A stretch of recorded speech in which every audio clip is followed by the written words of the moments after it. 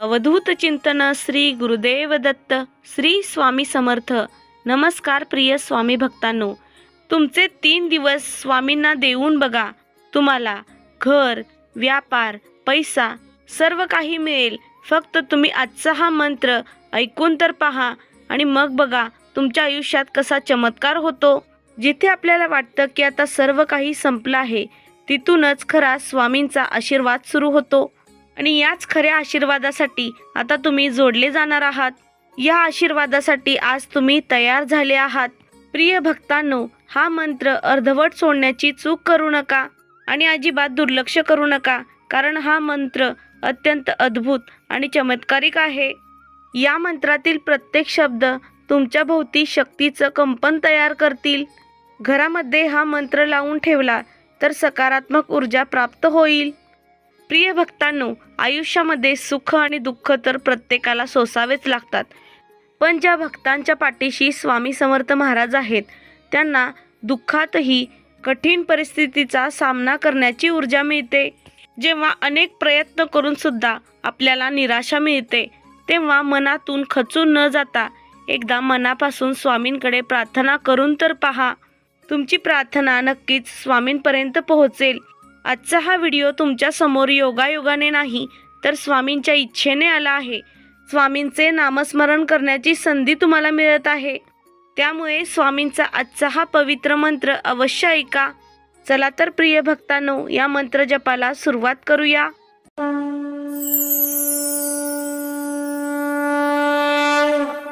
ओम निरंतर आशीर्वाद प्रवाही स्वामी समर्थाय नमः.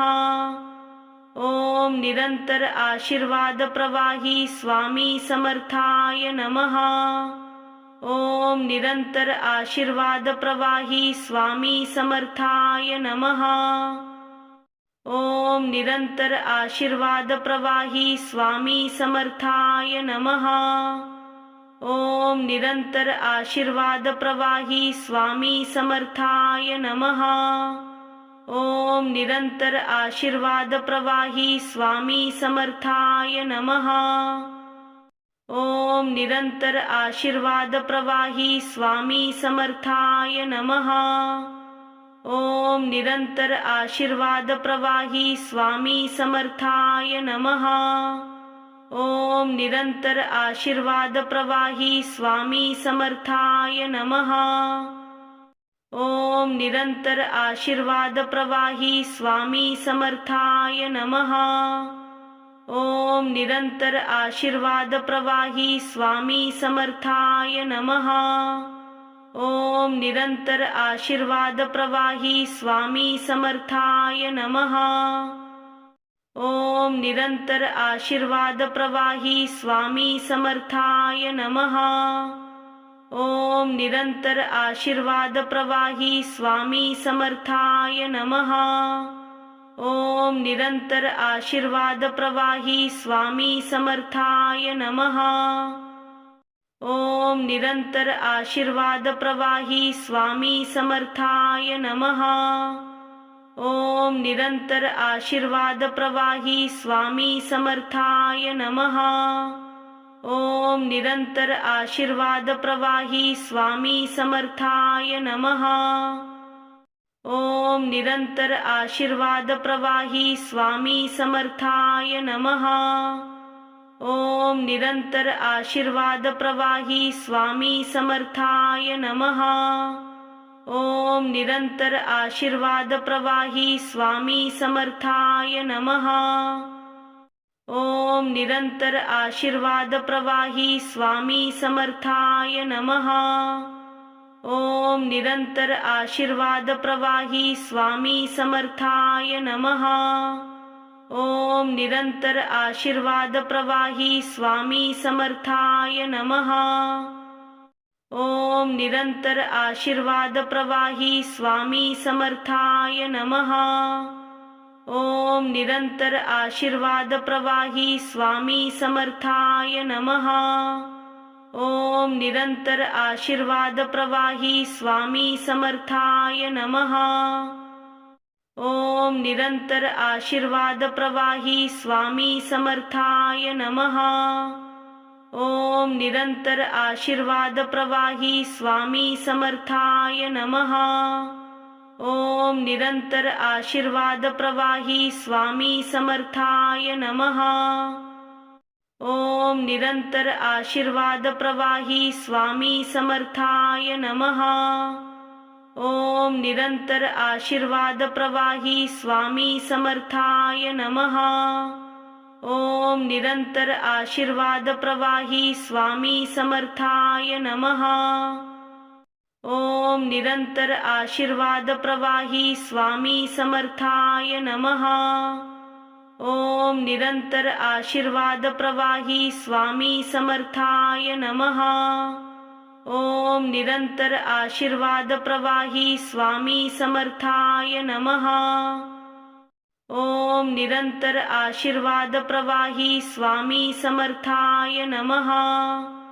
ओम निरंतर आशीर्वाद प्रवाही स्वामी समर्थाय नमः। ओम निरंतर आशीर्वाद प्रवाही स्वामी समर्थाय नमः। ओम निरंतर आशीर्वाद प्रवाही स्वामी समर्थाय नमः। ओम निरंतर आशीर्वाद प्रवाही स्वामी समर्थाय नमः। ओम निरंतर आशीर्वाद प्रवाही स्वामी समर्थाय नमः। ओम निरंतर आशीर्वाद प्रवाही स्वामी समर्थाय नमः। ओम निरंतर आशीर्वाद प्रवाही स्वामी समर्थाय नमः। ओम निरंतर आशीर्वाद प्रवाही स्वामी समर्थाय नमः। ओम निरंतर आशीर्वाद प्रवाही स्वामी समर्थाय नमः। ओम निरंतर आशीर्वाद प्रवाही स्वामी समर्थाय नमः। ओम निरंतर आशीर्वाद प्रवाही स्वामी समर्थाय नमः। ओम निरंतर आशीर्वाद प्रवाही स्वामी समर्थाय नमः। ओम निरंतर आशीर्वाद प्रवाही स्वामी समर्थाय नमः। ओम निरंतर आशीर्वाद प्रवाही स्वामी समर्थाय नमः। ओम निरंतर आशीर्वाद प्रवाही स्वामी समर्थाय नमः। ओम निरंतर आशीर्वाद प्रवाही स्वामी समर्थाय नमः। ओम निरंतर आशीर्वाद प्रवाही स्वामी समर्थाय नमः। ओम निरंतर आशीर्वाद प्रवाही स्वामी समर्थाय नमः। ओम निरंतर आशीर्वाद प्रवाही स्वामी समर्थाय नमः। ओम निरंतर आशीर्वाद प्रवाही स्वामी समर्थाय नमः। ओम निरंतर आशीर्वाद प्रवाही स्वामी समर्थाय नमः। ओम निरंतर आशीर्वाद प्रवाही स्वामी समर्थाय नमः। ओम निरंतर आशीर्वाद प्रवाही स्वामी समर्थाय नमः। ओम निरंतर आशीर्वाद प्रवाही स्वामी समर्थाय नमः। ओम निरंतर आशीर्वाद प्रवाही स्वामी समर्थाय नमः। ओम निरंतर आशीर्वाद प्रवाही स्वामी समर्थाय नमः। ओम निरंतर आशीर्वाद प्रवाही स्वामी समर्थाय नमः। ओम निरंतर आशीर्वाद प्रवाही स्वामी समर्थाय नमः। ओम निरंतर आशीर्वाद प्रवाही स्वामी समर्थाय नमः। ओम निरंतर आशीर्वाद प्रवाही स्वामी समर्थाय नमः। ओम निरंतर आशीर्वाद प्रवाही स्वामी समर्थाय नमः। ओम निरंतर आशीर्वाद प्रवाही स्वामी समर्थाय नमः। ओम निरंतर आशीर्वाद प्रवाही स्वामी समर्थाय नमः। ओम निरंतर आशीर्वाद प्रवाही स्वामी समर्थाय नमः। ओम निरंतर आशीर्वाद प्रवाही स्वामी समर्थाय नमः। ओम निरंतर आशीर्वाद प्रवाही स्वामी समर्थाय नमः। ओम निरंतर आशीर्वाद प्रवाही स्वामी समर्थाय नमः। ओम निरंतर आशीर्वाद प्रवाही स्वामी समर्थाय नमः। ओम निरंतर आशीर्वाद प्रवाही स्वामी समर्थाय नमः। ओम निरंतर आशीर्वाद प्रवाही स्वामी समर्थाय नमः। ओम निरंतर आशीर्वाद प्रवाही स्वामी समर्थाय नमः। ओम निरंतर आशीर्वाद प्रवाही स्वामी समर्थाय नमः। ओम निरंतर आशीर्वाद प्रवाही स्वामी समर्थाय नमः। ओम निरंतर आशीर्वाद प्रवाही स्वामी समर्थाय नमः। ओम निरंतर आशीर्वाद प्रवाही स्वामी समर्थाय नमः। ओम निरंतर आशीर्वाद प्रवाही स्वामी समर्थाय नमः। ओम निरंतर आशीर्वाद प्रवाही स्वामी समर्थाय नमः। ओम निरंतर आशीर्वाद प्रवाही स्वामी समर्थाय नमः।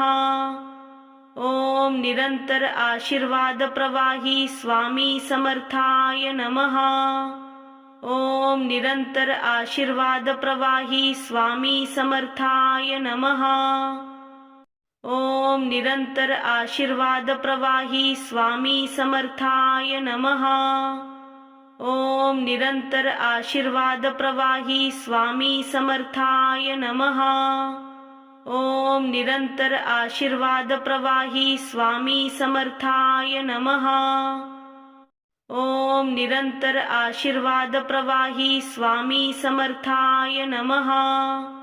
ओम निरंतर आशीर्वाद प्रवाही स्वामी समर्थाय नमः। ओम निरंतर आशीर्वाद प्रवाही स्वामी समर्थाय नमः। ओम निरंतर आशीर्वाद प्रवाही स्वामी समर्थाय नमः। ओम निरंतर आशीर्वाद प्रवाही स्वामी समर्थाय नमः। ओम निरंतर आशीर्वाद प्रवाही स्वामी समर्थाय नमः। ओम निरंतर आशीर्वाद प्रवाही स्वामी समर्थाय नमः।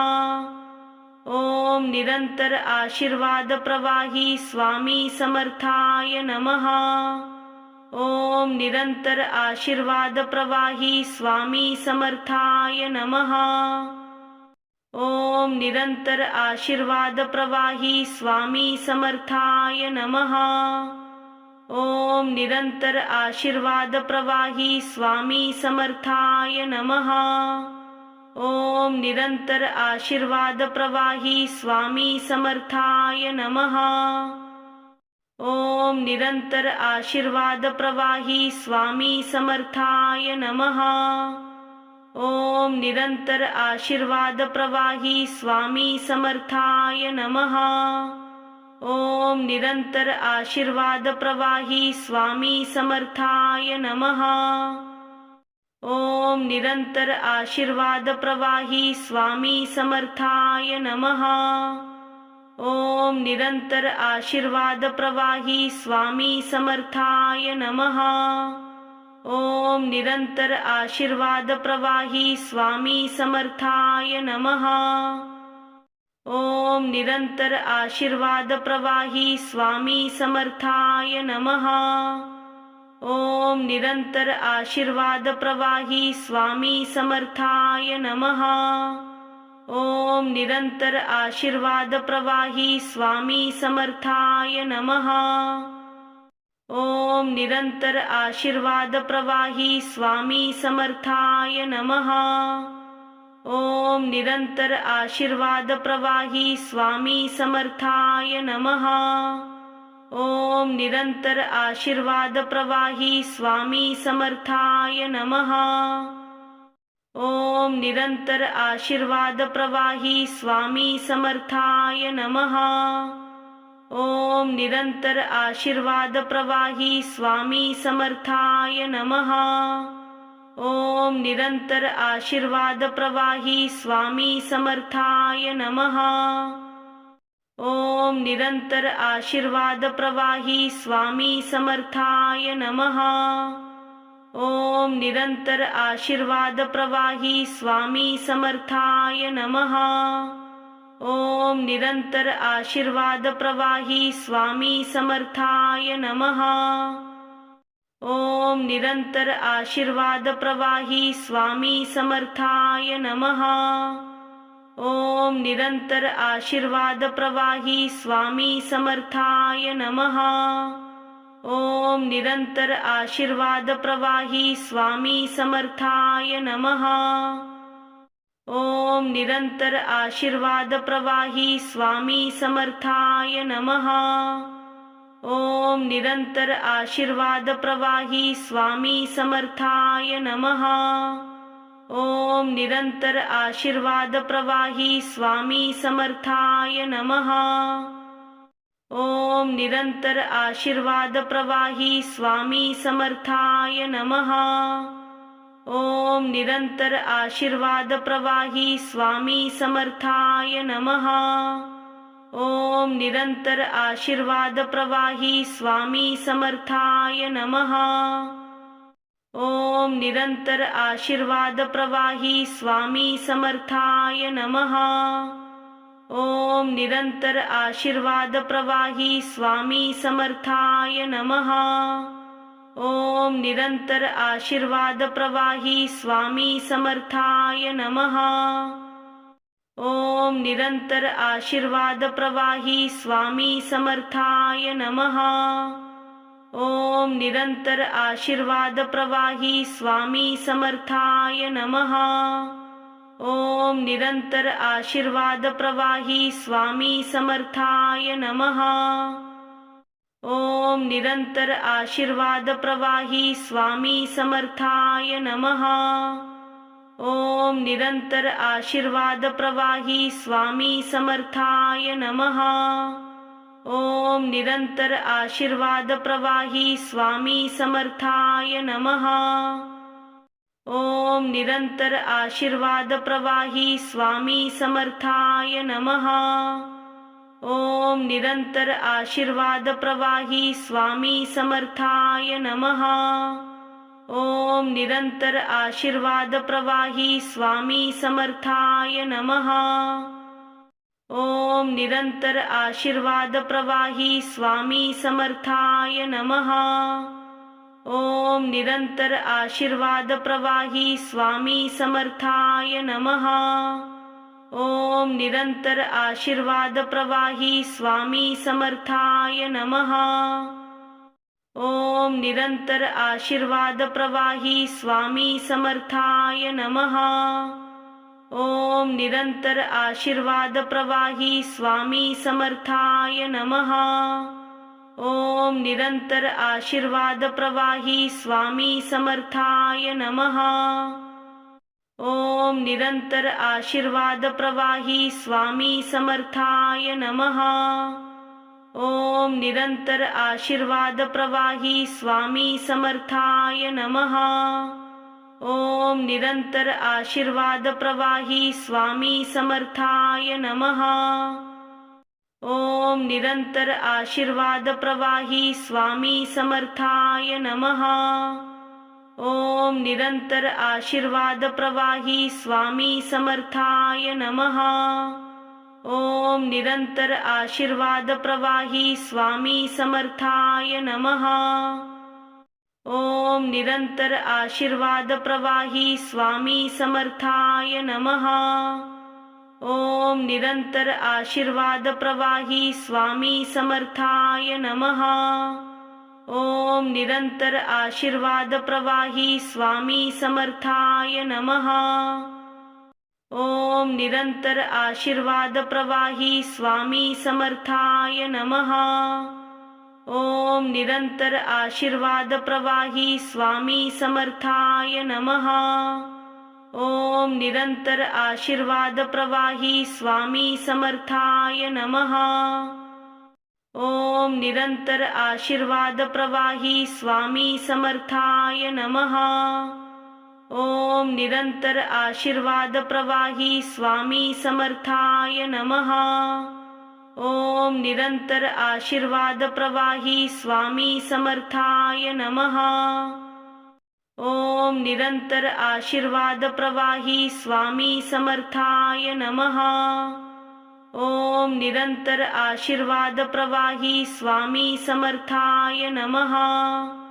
ओम निरंतर आशीर्वाद प्रवाही स्वामी समर्थाय नमः।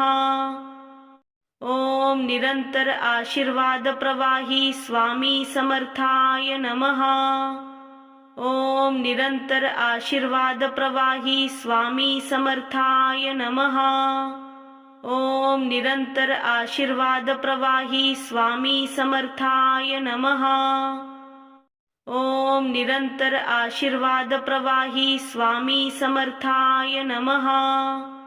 ओम निरंतर आशीर्वाद प्रवाही स्वामी समर्थाय नमः। ओम निरंतर आशीर्वाद प्रवाही स्वामी समर्थाय नमः। ओम निरंतर आशीर्वाद प्रवाही स्वामी समर्थाय नमः। ओम निरंतर आशीर्वाद प्रवाही स्वामी समर्थाय नमः। ओम निरंतर आशीर्वाद प्रवाही स्वामी समर्थाय नमः। ओम निरंतर आशीर्वाद प्रवाही स्वामी समर्थाय नमः। ओम निरंतर आशीर्वाद प्रवाही स्वामी समर्थाय नमः। ओम निरंतर आशीर्वाद प्रवाही स्वामी समर्थाय नमः। ओम निरंतर आशीर्वाद प्रवाही स्वामी समर्थाय नमः। ओम निरंतर आशीर्वाद प्रवाही स्वामी समर्थाय नमः। ओम निरंतर आशीर्वाद प्रवाही स्वामी समर्थाय नमः।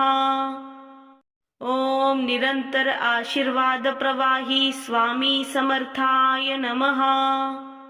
ओम निरंतर आशीर्वाद प्रवाही स्वामी समर्थाय नमः। ओम निरंतर आशीर्वाद प्रवाही स्वामी समर्थाय नमः। ओम निरंतर आशीर्वाद प्रवाही स्वामी समर्थाय नमः। ओम निरंतर आशीर्वाद प्रवाही स्वामी समर्थाय नमः। ओम निरंतर आशीर्वाद प्रवाही स्वामी समर्थाय नमः। ओम निरंतर आशीर्वाद प्रवाही स्वामी समर्थाय नमः। ओम निरंतर आशीर्वाद प्रवाही स्वामी समर्थाय नमः। ओम निरंतर आशीर्वाद प्रवाही स्वामी समर्थाय नमः। ओम निरंतर आशीर्वाद प्रवाही स्वामी समर्थाय नमः। ओम निरंतर आशीर्वाद प्रवाही स्वामी समर्थाय नमः।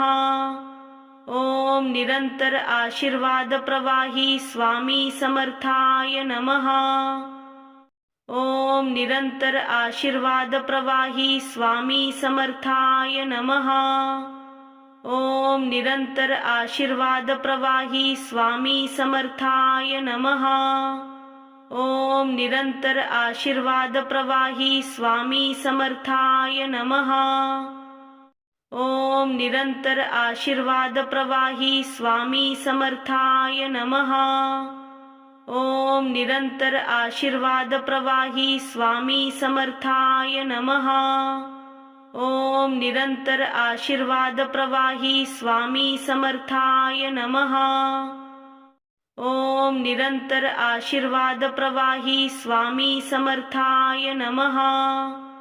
ओम निरंतर आशीर्वाद प्रवाही स्वामी समर्थाय नमः। ओम निरंतर आशीर्वाद प्रवाही स्वामी समर्थाय नमः। ओम निरंतर आशीर्वाद प्रवाही स्वामी समर्थाय नमः। ओम निरंतर आशीर्वाद प्रवाही स्वामी समर्थाय नमः। ओम निरंतर आशीर्वाद प्रवाही स्वामी समर्थाय नमः। ओम निरंतर आशीर्वाद प्रवाही स्वामी समर्थाय नमः। ओम निरंतर आशीर्वाद प्रवाही स्वामी समर्थाय नमः। ओम निरंतर आशीर्वाद प्रवाही स्वामी समर्थाय नमः। ओम निरंतर आशीर्वाद प्रवाही स्वामी समर्थाय नमः। ओम निरंतर आशीर्वाद प्रवाही स्वामी समर्थाय नमः। ओम निरंतर आशीर्वाद प्रवाही स्वामी समर्थाय नमः। ओम निरंतर आशीर्वाद प्रवाही स्वामी समर्थाय नमः। ओम निरंतर आशीर्वाद प्रवाही स्वामी समर्थाय नमः। ओम निरंतर आशीर्वाद प्रवाही स्वामी समर्थाय नमः। ओम निरंतर आशीर्वाद प्रवाही स्वामी समर्थाय नमः। ओम निरंतर आशीर्वाद प्रवाही स्वामी समर्थाय नमः। ओम निरंतर आशीर्वाद प्रवाही स्वामी समर्थाय नमः। ओम निरंतर आशीर्वाद प्रवाही स्वामी समर्थाय नमः। ओम निरंतर आशीर्वाद प्रवाही स्वामी समर्थाय नमः। ओम निरंतर आशीर्वाद प्रवाही स्वामी समर्थाय नमः। ओम निरंतर आशीर्वाद प्रवाही स्वामी समर्थाय नमः। ओम निरंतर आशीर्वाद प्रवाही स्वामी समर्थाय नमः। ओम निरंतर आशीर्वाद प्रवाही स्वामी समर्थाय नमः। ओम निरंतर आशीर्वाद प्रवाही स्वामी समर्थाय नमः। ओम निरंतर आशीर्वाद प्रवाही स्वामी समर्थाय नमः। ओम निरंतर आशीर्वाद प्रवाही स्वामी समर्थाय नमः। ओम निरंतर आशीर्वाद प्रवाही स्वामी समर्थाय नमः। ओम निरंतर आशीर्वाद प्रवाही स्वामी समर्थाय नमः। ओम निरंतर आशीर्वाद प्रवाही स्वामी समर्थाय नमः। ओम निरंतर आशीर्वाद प्रवाही स्वामी समर्थाय नमः। ओम निरंतर आशीर्वाद प्रवाही स्वामी समर्थाय नमः। ओम निरंतर आशीर्वाद प्रवाही स्वामी समर्थाय नमः। ओम निरंतर आशीर्वाद प्रवाही स्वामी समर्थाय नमः। ओम निरंतर आशीर्वाद प्रवाही स्वामी समर्थाय नमः। ओम निरंतर आशीर्वाद प्रवाही स्वामी समर्थाय नमः। ओम निरंतर आशीर्वाद प्रवाही स्वामी समर्थाय नमः। ओम निरंतर आशीर्वाद प्रवाही स्वामी समर्थाय नमः। ओम निरंतर आशीर्वाद प्रवाही स्वामी समर्थाय नमः। ओम निरंतर आशीर्वाद प्रवाही स्वामी समर्थाय नमः। ओम निरंतर आशीर्वाद प्रवाही स्वामी समर्थाय नमः। ओम निरंतर आशीर्वाद प्रवाही स्वामी समर्थाय नमः। ओम निरंतर आशीर्वाद प्रवाही स्वामी समर्थाय नमः। ओम निरंतर आशीर्वाद प्रवाही स्वामी समर्थाय नमः। ओम निरंतर आशीर्वाद प्रवाही स्वामी समर्थाय नमः। ओम निरंतर आशीर्वाद प्रवाही स्वामी समर्थाय नमः। ओम निरंतर आशीर्वाद प्रवाही स्वामी समर्थाय नमः। ओम निरंतर आशीर्वाद प्रवाही स्वामी समर्थाय नमः। ओम निरंतर आशीर्वाद प्रवाही स्वामी समर्थाय नमः। ओम निरंतर आशीर्वाद प्रवाही स्वामी समर्थाय नमः। ओम निरंतर आशीर्वाद प्रवाही स्वामी समर्थाय नमः। ओम निरंतर आशीर्वाद प्रवाही स्वामी समर्थाय नमः। ओम निरंतर आशीर्वाद प्रवाही स्वामी समर्थाय नमः। ओम निरंतर आशीर्वाद प्रवाही स्वामी समर्थाय नमः। ओम निरंतर आशीर्वाद प्रवाही स्वामी समर्थाय नमः। ओम निरंतर आशीर्वाद प्रवाही स्वामी समर्थाय नमः। ओम निरंतर आशीर्वाद प्रवाही स्वामी समर्थाय नमः। ओम निरंतर आशीर्वाद प्रवाही स्वामी समर्थाय नमः। ओम निरंतर आशीर्वाद प्रवाही स्वामी समर्थाय नमः। ओम निरंतर आशीर्वाद प्रवाही स्वामी समर्थाय नमः। ओम निरंतर आशीर्वाद प्रवाही स्वामी समर्थाय नमः। ओम निरंतर आशीर्वाद प्रवाही स्वामी समर्थाय नमः। ओम निरंतर आशीर्वाद प्रवाही स्वामी समर्थाय नमः। ओम निरंतर आशीर्वाद प्रवाही स्वामी समर्थाय नमः। ओम निरंतर आशीर्वाद प्रवाही स्वामी समर्थाय नमः। ओम निरंतर आशीर्वाद प्रवाही स्वामी समर्थाय नमः।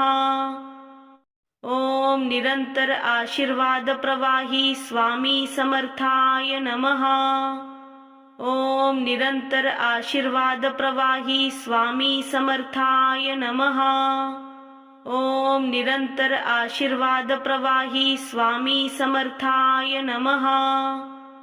ओम निरंतर आशीर्वाद प्रवाही स्वामी समर्थाय नमः।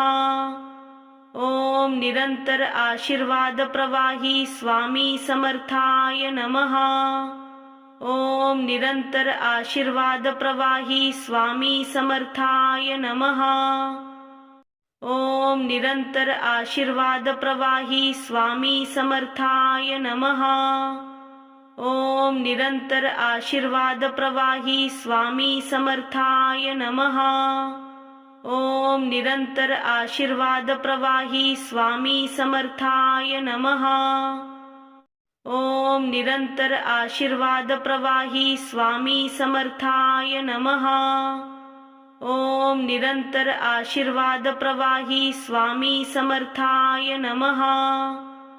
ओम निरंतर आशीर्वाद प्रवाही स्वामी समर्थाय नमः। ओम निरंतर आशीर्वाद प्रवाही स्वामी समर्थाय नमः। ओम निरंतर आशीर्वाद प्रवाही स्वामी समर्थाय नमः। ओम निरंतर आशीर्वाद प्रवाही स्वामी समर्थाय नमः। ओम निरंतर आशीर्वाद प्रवाही स्वामी समर्थाय नमः। ओम निरंतर आशीर्वाद प्रवाही स्वामी समर्थाय नमः। ओम निरंतर आशीर्वाद प्रवाही स्वामी समर्थाय नमः।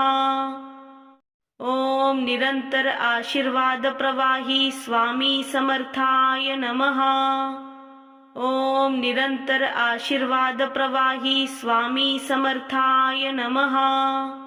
ओम निरंतर आशीर्वाद प्रवाही स्वामी समर्थाय नमः। ओम निरंतर आशीर्वाद प्रवाही स्वामी समर्थाय नमः। ओम निरंतर आशीर्वाद प्रवाही स्वामी समर्थाय नमः। ओम निरंतर आशीर्वाद प्रवाही स्वामी समर्थाय नमः। ओम निरंतर आशीर्वाद प्रवाही स्वामी समर्थाय नमः। ओम निरंतर आशीर्वाद प्रवाही स्वामी समर्थाय नमः। ओम निरंतर आशीर्वाद प्रवाही स्वामी समर्थाय नमः। ओम निरंतर आशीर्वाद प्रवाही स्वामी समर्थाय नमः। ओम निरंतर आशीर्वाद प्रवाही स्वामी समर्थाय नमः। ओम निरंतर आशीर्वाद प्रवाही स्वामी समर्थाय नमः। ओम निरंतर आशीर्वाद प्रवाही स्वामी समर्थाय नमः। ओम निरंतर आशीर्वाद प्रवाही स्वामी समर्थाय नमः। ओम निरंतर आशीर्वाद प्रवाही स्वामी समर्थाय नमः। ओम निरंतर आशीर्वाद प्रवाही स्वामी समर्थाय नमः। ओम निरंतर आशीर्वाद प्रवाही स्वामी समर्थाय नमः। ओम निरंतर आशीर्वाद प्रवाही स्वामी समर्थाय नमः। ओम निरंतर आशीर्वाद प्रवाही स्वामी समर्थाय नमः।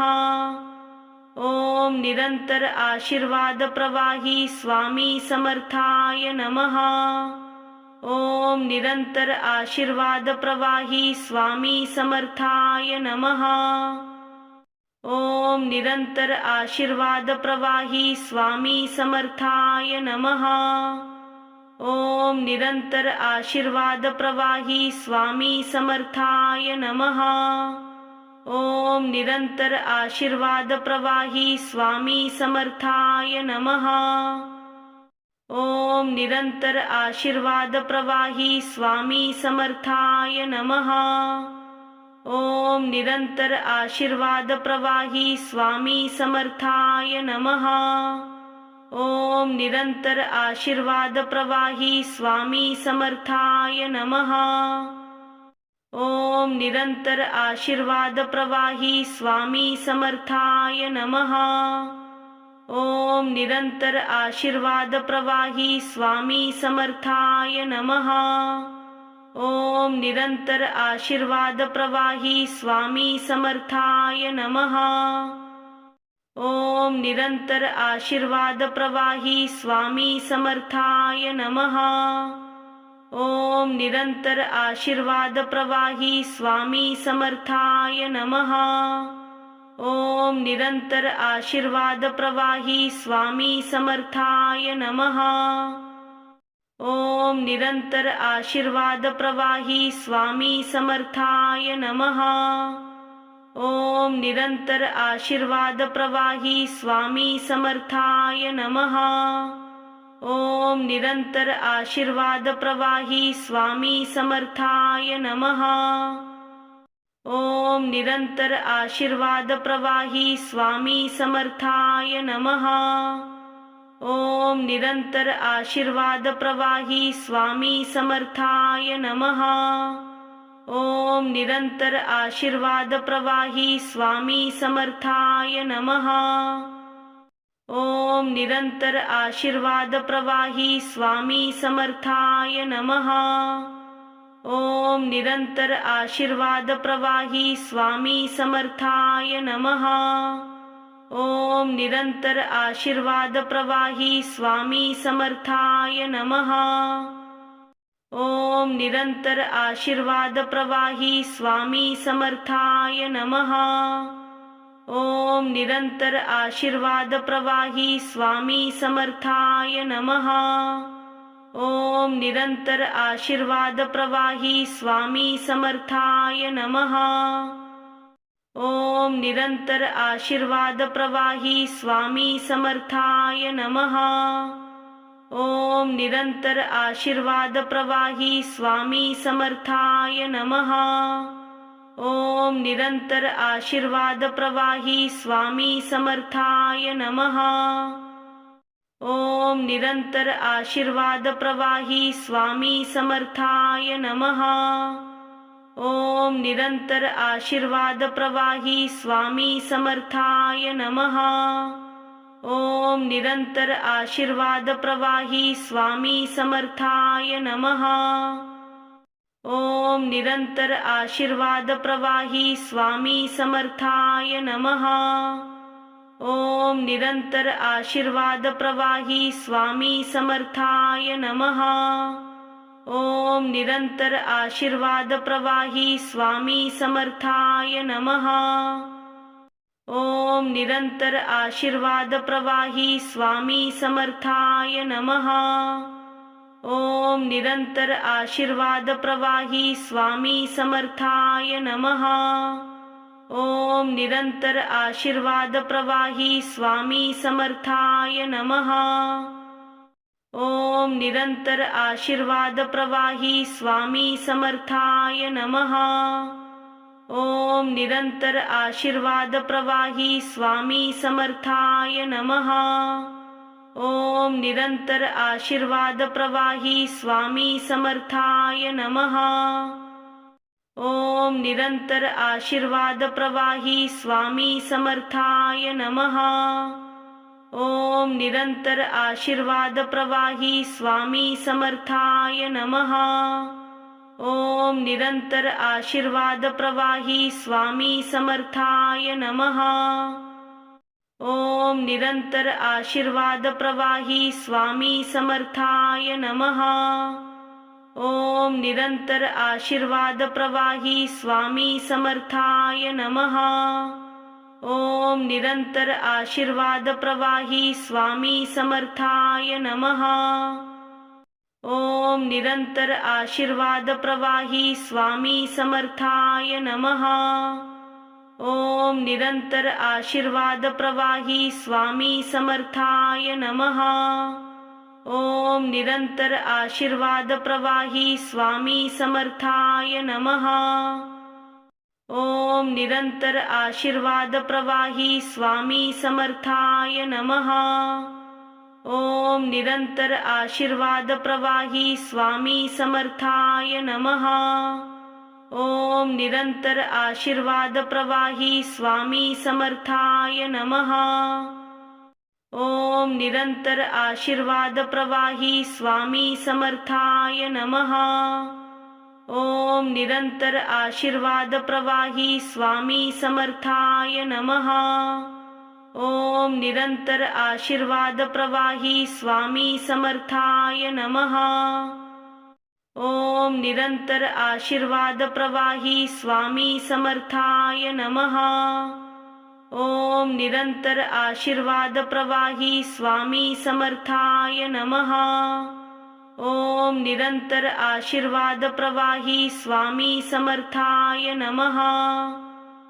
ओम निरंतर आशीर्वाद प्रवाही स्वामी समर्थाय नमः। ओम निरंतर आशीर्वाद प्रवाही स्वामी समर्थाय नमः। ओम निरंतर आशीर्वाद प्रवाही स्वामी समर्थाय नमः। ओम निरंतर आशीर्वाद प्रवाही स्वामी समर्थाय नमः। ओम निरंतर आशीर्वाद प्रवाही स्वामी समर्थाय नमः। ओम निरंतर आशीर्वाद प्रवाही स्वामी समर्थाय नमः। ओम निरंतर आशीर्वाद प्रवाही स्वामी समर्थाय नमः। ओम निरंतर आशीर्वाद प्रवाही स्वामी समर्थाय नमः। ओम निरंतर आशीर्वाद प्रवाही स्वामी समर्थाय नमः। ओम निरंतर आशीर्वाद प्रवाही स्वामी समर्थाय नमः। ओम निरंतर आशीर्वाद प्रवाही स्वामी समर्थाय नमः। ओम निरंतर आशीर्वाद प्रवाही स्वामी समर्थाय नमः।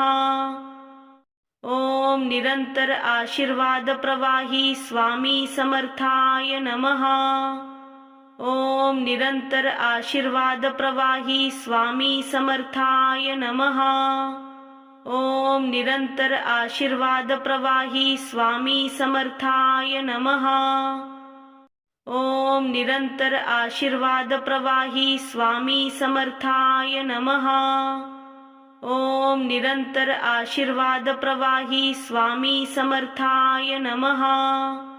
ओम निरंतर आशीर्वाद प्रवाही स्वामी समर्थाय नमः। ओम निरंतर आशीर्वाद प्रवाही स्वामी समर्थाय नमः। ओम निरंतर आशीर्वाद प्रवाही स्वामी समर्थाय नमः। ओम निरंतर आशीर्वाद प्रवाही स्वामी समर्थाय नमः। ओम निरंतर आशीर्वाद प्रवाही स्वामी समर्थाय नमः। ओम निरंतर आशीर्वाद प्रवाही स्वामी समर्थाय नमः। ओम निरंतर आशीर्वाद प्रवाही स्वामी समर्थाय नमः। ओम निरंतर आशीर्वाद प्रवाही स्वामी समर्थाय नमः। ओम निरंतर आशीर्वाद प्रवाही स्वामी समर्थाय नमः। ओम निरंतर आशीर्वाद प्रवाही स्वामी समर्थाय नमः। ओम निरंतर आशीर्वाद प्रवाही स्वामी समर्थाय नमः। ओम निरंतर आशीर्वाद प्रवाही स्वामी समर्थाय नमः। ओम निरंतर आशीर्वाद प्रवाही स्वामी समर्थाय नमः। ओम निरंतर आशीर्वाद प्रवाही स्वामी समर्थाय नमः। ओम निरंतर आशीर्वाद प्रवाही स्वामी समर्थाय नमः। ओम निरंतर आशीर्वाद प्रवाही स्वामी समर्थाय नमः। ओम निरंतर आशीर्वाद प्रवाही स्वामी समर्थाय नमः। ओम निरंतर आशीर्वाद प्रवाही स्वामी समर्थाय नमः।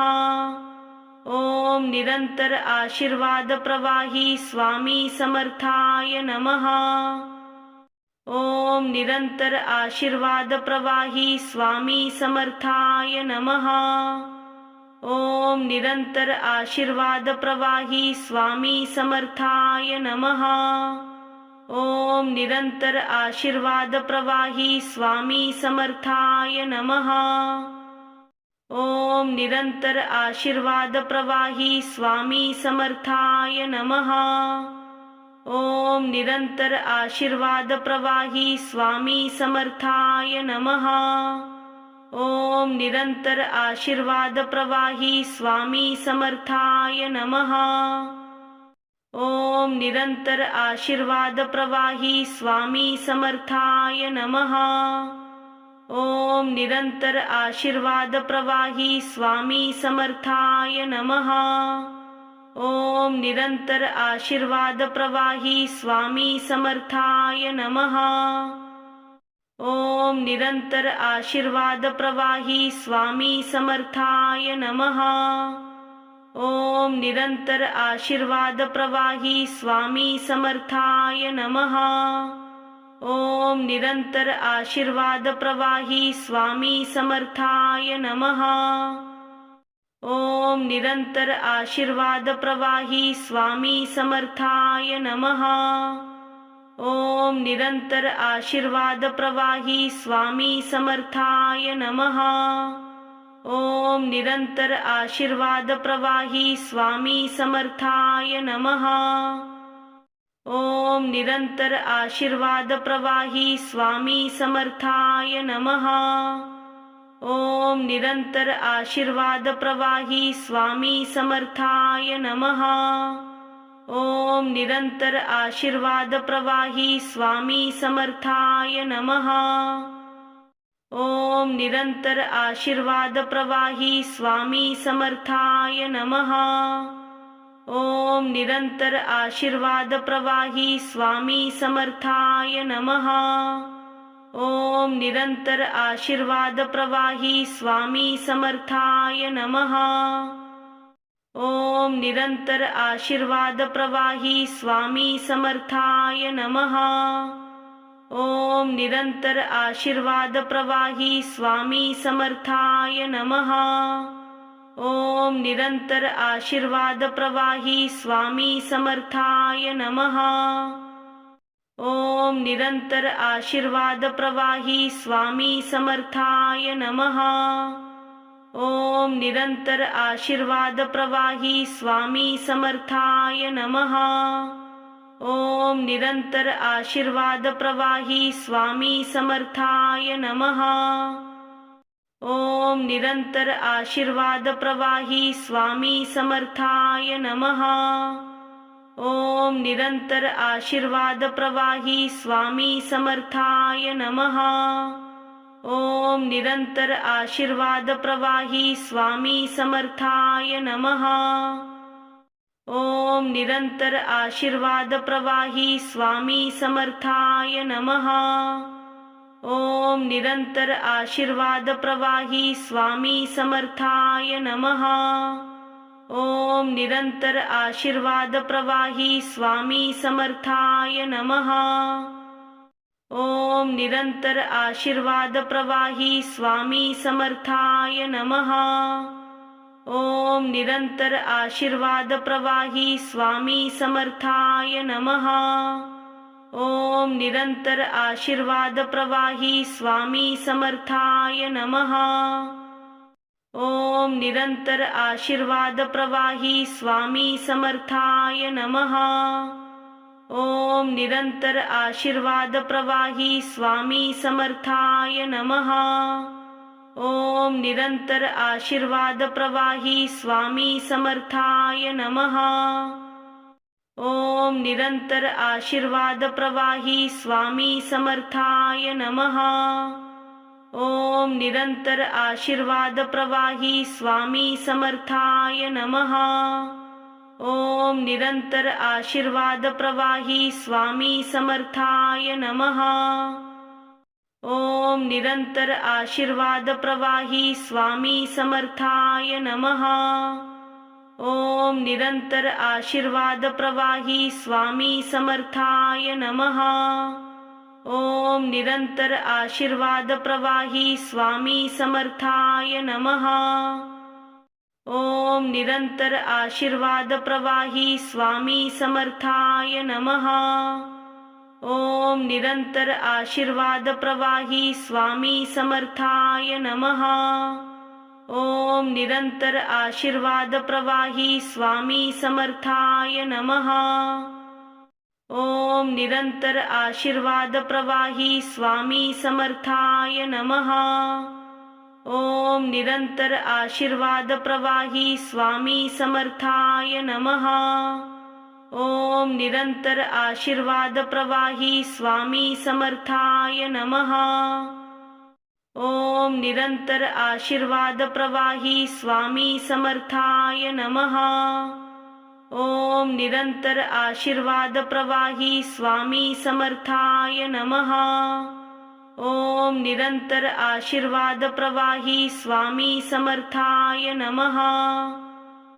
ओम निरंतर आशीर्वाद प्रवाही स्वामी समर्थाय नमः। ओम निरंतर आशीर्वाद प्रवाही स्वामी समर्थाय नमः। ओम निरंतर आशीर्वाद प्रवाही स्वामी समर्थाय नमः। ओम निरंतर आशीर्वाद प्रवाही स्वामी समर्थाय नमः। ओम निरंतर आशीर्वाद प्रवाही स्वामी समर्थाय नमः। ओम निरंतर आशीर्वाद प्रवाही स्वामी समर्थाय नमः। ओम निरंतर आशीर्वाद प्रवाही स्वामी समर्थाय नमः। ओम निरंतर आशीर्वाद प्रवाही स्वामी समर्थाय नमः।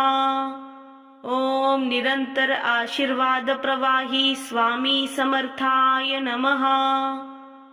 ओम निरंतर आशीर्वाद प्रवाही स्वामी समर्थाय नमः। ओम निरंतर आशीर्वाद प्रवाही स्वामी समर्थाय नमः। ओम निरंतर आशीर्वाद प्रवाही स्वामी समर्थाय नमः। ओम निरंतर आशीर्वाद प्रवाही स्वामी समर्थाय नमः। ओम निरंतर आशीर्वाद प्रवाही स्वामी समर्थाय नमः। ओम निरंतर आशीर्वाद प्रवाही स्वामी समर्थाय नमः।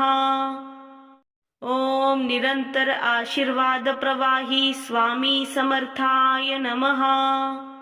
ओम निरंतर आशीर्वाद प्रवाही स्वामी समर्थाय नमः। ओम निरंतर आशीर्वाद प्रवाही स्वामी समर्थाय नमः। ओम निरंतर आशीर्वाद प्रवाही स्वामी समर्थाय नमः। ओम निरंतर आशीर्वाद प्रवाही स्वामी समर्थाय नमः। ओम निरंतर आशीर्वाद प्रवाही स्वामी समर्थाय नमः। ओम निरंतर आशीर्वाद प्रवाही स्वामी समर्थाय नमः। ओम निरंतर आशीर्वाद प्रवाही स्वामी समर्थाय नमः। ओम निरंतर आशीर्वाद प्रवाही स्वामी समर्थाय नमः। ओम निरंतर आशीर्वाद प्रवाही स्वामी समर्थाय नमः। ओम निरंतर आशीर्वाद प्रवाही स्वामी समर्थाय नमः। ओम निरंतर आशीर्वाद प्रवाही स्वामी समर्थाय नमः। ओम निरंतर आशीर्वाद प्रवाही स्वामी समर्थाय नमः। ओम निरंतर आशीर्वाद प्रवाही स्वामी समर्थाय नमः। ओम निरंतर आशीर्वाद प्रवाही स्वामी समर्थाय नमः। ओम निरंतर आशीर्वाद प्रवाही स्वामी समर्थाय नमः। ओम निरंतर आशीर्वाद प्रवाही स्वामी समर्थाय नमः। ओम निरंतर आशीर्वाद प्रवाही स्वामी समर्थाय नमः। ओम निरंतर आशीर्वाद प्रवाही स्वामी समर्थाय नमः।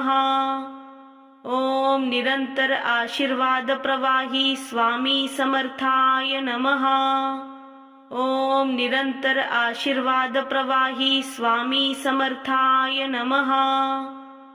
ओम निरंतर आशीर्वाद प्रवाही स्वामी समर्थाय नमः।